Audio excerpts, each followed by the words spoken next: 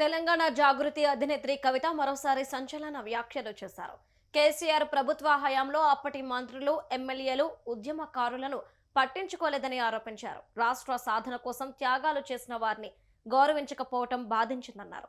ఉద్యమంలో 1200 మంది అమరులయ్యారని తామే చెప్పామన్నారు. కానీ కేవలం 540 కుటుంబాలకు మాత్రమే సాయం అందించినట్లు తెలిపారు.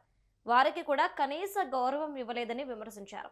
జనం బాటలో తిరుగుతున్నప్పుడు తాను ఈ విషయాన్ని గమనించానని కవిత చెప్పారు.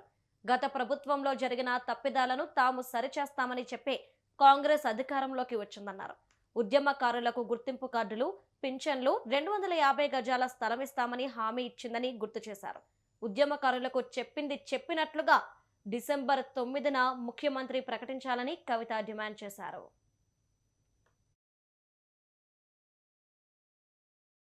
తెలంగాణ జాగృతి నుండి ఈరోజు తెలంగాణ అమరవీరులను స్మరించుకుంటూ మరి మెగా బ్లడ్ డొనేషన్ క్యాంప్ పెట్టడం జరిగింది.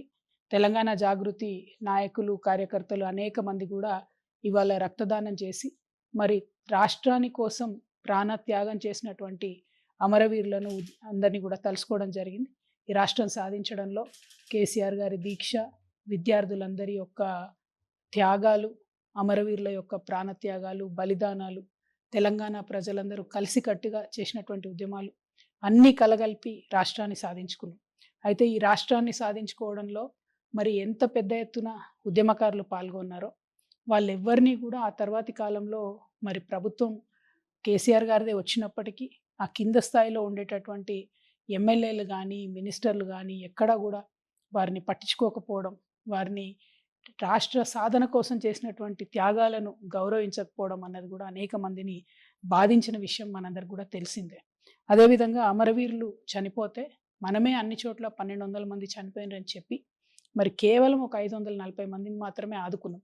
ఆ ఆదుకున్నటువంటి 540 కుటుంబాలలో కూడా మొన్న ఎల్బీ నగర్లో కూడా నాకు అనేక మంది చెప్పారు, మాకు కనీస గౌరవం ఇవ్వలేదు, మమ్మల్ని ఎక్కడా కూడా రాష్ట్ర అవతరణ దినోత్సవం రోజు పిలిచి ఒక శాలువ కప్పలేదు, ఒక గుర్తింపు కార్డు ఇవ్వలేదు అనేటటువంటి బాధ అందరిలో కూడా గూడుగట్టుకొని ఉన్న విషయాన్ని నేను ఈ జాగృతి జనంబాట కార్యక్రమంలో ప్రజల మధ్యలోకి వెళ్ళి తిరుగుతున్నటువంటి సందర్భంలో గమనించడం జరిగింది.